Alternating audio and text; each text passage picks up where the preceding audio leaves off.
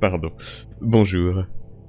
C'est pas mal finalement cette petite technique, hein. C'est dommage que le personnage n'apparaîtra probablement plus de la saison, mais bon, vous savez, c'est les choses qui arrivent. Nous revoilà donc pour parler du Seigneur des Anneaux, les Anneaux de Pouvoir, et cette fois de son épisode 6. Les choses sérieuses commencent. Alors, est-ce que cet épisode nous réconcilie avec Numénor? Est-ce qu'on nous rebalance des citations mot pour mot dans notre jolie petite face? On va voir ça. Mais évidemment, le rappel habituel, vous trouverez sur cette chaîne des informations, des analyses et un résumé de la saison 1, donc si l'actu autour de la série mais aussi des films à venir vous intéresse, n'hésitez pas à vous abonner si ce n'est pas déjà fait. Je vais commencer par un avis général sans spoil, et ensuite je passerai sur une partie spoil avec des avis plus précis, des analyses et des théories que je pousserai davantage en live sur Twitch, samedi ou dimanche soir vers 21h, je ne sais pas encore exactement, mais dont le replay sera ensuite mis sur cette chaîne dès mardi prochain. Alors, un avis général. Ce 6e épisode est selon moi l'épisode le plus solide que la série nous ait proposé jusqu'ici. Vraiment, c'est je pense à ce jour mon épisode préféré. Alors, il est pas parfait hein, à 100% non plus, on nous ressort des répliques déjà entendues, enfin prononcées par d'autres personnages dans les films, et putain ça commence vraiment à être méga giga lourd, mais au-delà de ça, honnêtement, j'ai adoré cet épisode.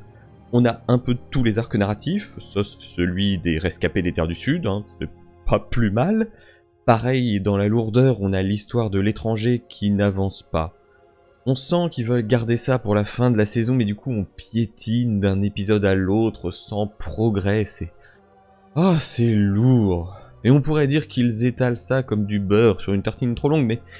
Je suis fatigué des citations. Pareil, on nous a un peu menti avec 3 épisodes de bataille, hein. C'est pas 3, ça sera 2. La vraie force de cet épisode est clairement l'intrigue des nains et leur acting. Je vais en reparler juste après, mais je n'ai juste rien à redire dessus. Et bizarrement, la grosse surprise de ce 6e épisode est l'histoire de Numénor. Là, pour le coup, c'est convaincant. On a un peu plus dans la subtilité, on raccroche des wagons, c'est bien. C'est pour toutes ces raisons qu'honnêtement, je sors de mon premier visionnage plutôt très agréablement surpris et que je mettrai un bon gros 8 à cet épisode. Il était pas loin du tout du 9, mais il y a quelques petites choses qui me font grincer des dents, donc ça restera un 8 sur 10. Il est donc temps de passer à la partie spoil, donc si vous n'avez pas vu cet épisode ni ceux précédents, c'est pas une hyper bonne idée de continuer cette vidéo. Comme je vous le disais, on a vraiment tout dans cet épisode. D'un sens, on a même un peu des Terres du Sud, puisqu'on a le petit trajet d'Arondir poursuivant les orques jusqu'en Eregion. À quoi sert vraiment cette scène, je ne saurais pas trop dire. Elle est stylée, hein, et Ismaël Kolos Cordova prouve encore une fois qu'il est juste exceptionnel en tant qu'elfe, mais à part ça, qu'Arondir trouve une carte menant à la capitale de l'Eregion avec des espèces de plans de l'attaque, oui, bon, ok. Pourquoi alors que l'avait sur lui, ça... On va d'ailleurs rester avec les régions et un Celebrimbor qui se heurte à des difficultés pour la création des anneaux de pouvoir des hommes. Pourquoi? Pareil, on ne sait pas, hein, il a fait les 3 avec quelques difficultés au début, mais ça s'est plutôt bien passé. Les 7, il les a réussis du premier coup, et là, pour les 9, c'est la panique, il n'y arrive plus. Est-ce que c'est le fait que Anatar semble être moins présent pour l'aider? Dans tous les cas, il commence à perdre la mémoire, son esprit ne distinguant plus le vrai du faux par les manipulations de Sauron. Le jeu de Charles Edwards est brillant, comme d'habitude.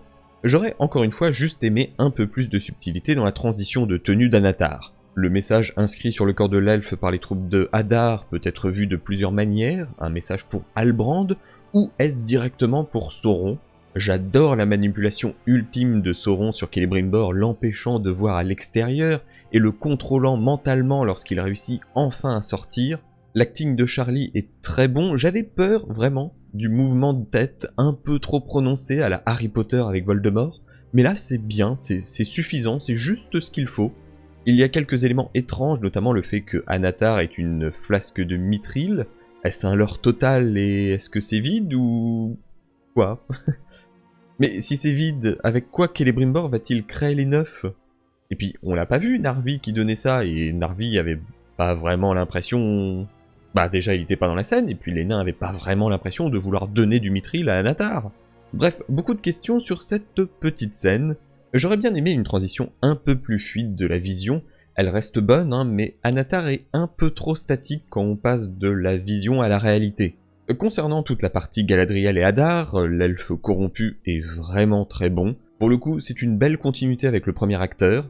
Les conversations sont intéressantes, on a une bonne alchimie entre les deux. On a même le retour du Uruk.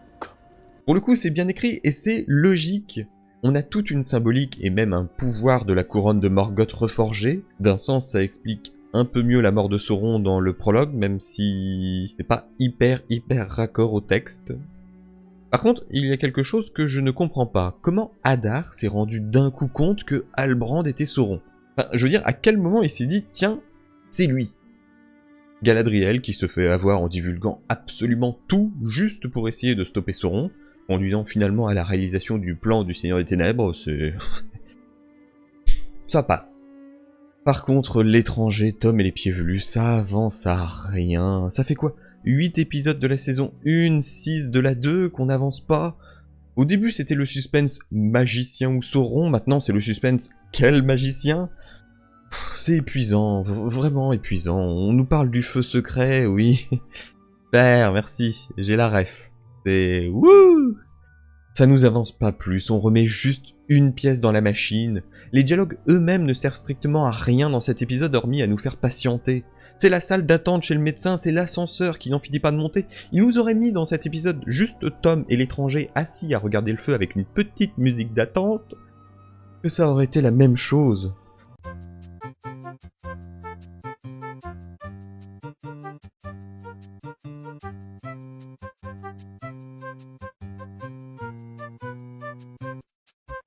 Non, j'ai même envie de dire que ça aurait été mieux. Parce que le champ d'arbres morts, sorte d'Ikea des magiciens pour trouver un bâton avec... oh, cette réplique... Certaines personnes meurent alors qu'elles méritent de vivre. Et certaines vivent en méritant la mort. Qui êtes-vous pour le décider? Le pire, c'est que je l'ai vu venir quand Listar a commencé sa phrase et je me suis dit... non... faites pas ça, pitié. Si je ne la retrouve pas rapidement, elle mourra. Mes 2 amis mourront. Nombreux sont les vivants qui mériteraient la mort, et les morts qui mériteraient la vie. Pouvez-vous leur rendre, Frodon? Alors ne soyez pas trop prompt à dispenser mort et jugement. Bah oui, c'est la même phrase. On le dit à chaque fois. Qu'est-ce que vous voulez que je vous dise? Je ne sais plus. Je ne sais plus quoi vous dire. Pareil, hein. Pourquoi le feu secret aurait donc besoin d'un maître? Je suis un serviteur du feu secret. J'ai pas envie que ça soit Gandalf. J'ai pas envie de me dire qu'ensuite Gandalf ne ferait que répéter ce qu'il a déjà dit précédemment, ou répéter uniquement ce qu'il a déjà entendu par d'autres. J'ai pas envie que ça soit Gandalf. Mais je commence à ne plus avoir envie qu'il soit quoi que ce soit, tellement ils nous ont saoulés avec ce suspense de merde. Il y a juste la vision de Listar avec Poppy et Nori, capturés par les hommes du Rhône. Il y a le magicien ténébreux... il y a des cailloux qui volent, comme dans la saison 1. J'ai pas envie que ça soit Gandalf. Mais le problème, c'est que si c'est pas Gandalf et que c'est un mage bleu, alors... toutes ces répliques, piquées des films, piquées des livres, elles auront servi strictement à rien, hormis à nous donner du suspense. Et je commence à penser que finalement, bah... ça serait peut-être pas plus mal que ça soit Gandalf. J'espère, hein, j'espère toujours au fond de moi que c'est un mage bleu, et je trouve que... voilà, la possibilité que ce soit un mage bleu, ça serait tellement mieux. Mais je commence à avoir des doutes. Vous savez, pour la saison 1, je ne voulais pas voir que Halbrand pouvait être Sauron. J'ai peur que pour le Istar, ça soit un petit peu la même chose, je ne veuille pas voir que ce soit Gandalf. Après, honnêtement, si pendant l'épisode 8 on apprend que c'est un mage bleu... moi, l'analyse de l'épisode 8, je la tourne à Walp, hein. Mais voilà, j'y crois quand même de moins en moins. Bon, concernant les ancêtres des Hobbits, ouais, la conversation sur le mode de vie des Forteaux est sympa, sans plus. Par contre, Poppy, attention, ne fais pas ça, c'est Sauron. Ah pardon, on me signale que l'acteur n'a jamais été prévu pour jouer Sauron, et que c'était à l'époque une fausse information. Ça va, une fausse info sur tellement de vrai. Par contre, Poppy, attention, ne fais pas ça. C'est un Pakistanais qui ne s'intéresse à toi que pour son titre de séjour. Ah, pardon, on me signale que je suis convoqué au tribunal pour une blague un peu trop limite. Comment ça, convoqué au tribunal? Non mais, oui, ok, ça serait mentir que de dire qu'on a senti un rapprochement et une complicité entre les deux. À tous les coups, il va mourir bientôt en protégeant Poppy des hommes. Il y a un moment, je me suis dit qu'ils allaient désamorcer la scène en faisant mordre la main par le serpent qu'ils tenaient. Et puis non, ils ont enchaîné avec une blague sur la laine.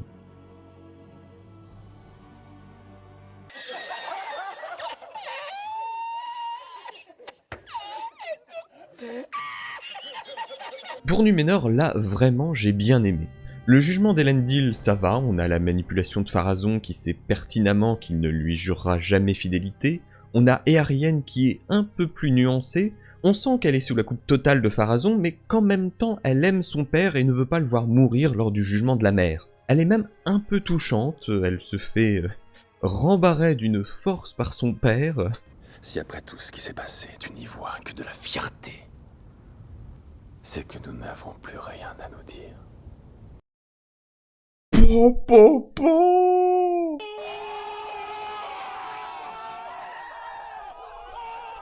On a enfin le droit à la fameuse réplique. La mère a toujours raison. On l'avait pas entendu de la saison et mine de rien, elle est parfaitement placée.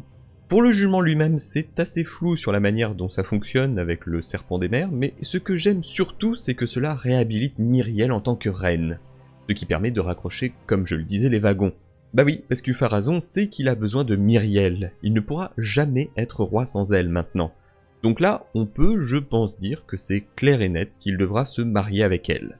Alors, je me permets une petite parenthèse et j'anticipe un peu sur la suite, mais j'aime bien parce que les êtres des Galgal, on avait quasiment tout vu dans les trailers et la communication, Arachné plus ou moins pareil, le monstre des mers clairement aussi, je pense qu'à la seconde près on avait déjà tout vu, sauf peut-être si on compte les tentacules, donc je me dis que le Balrog, ça devrait être relativement pareil.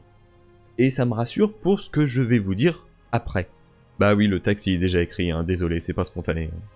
Par contre, un gros élément intéressant, c'est que Pharazôn sait maintenant que Halbrand est Sauron, et qu'il sait qu'il se trouve, ou se trouvait, ou se trouvera au Mordor. Donc l'invasion par les Numénoréens est très très proche.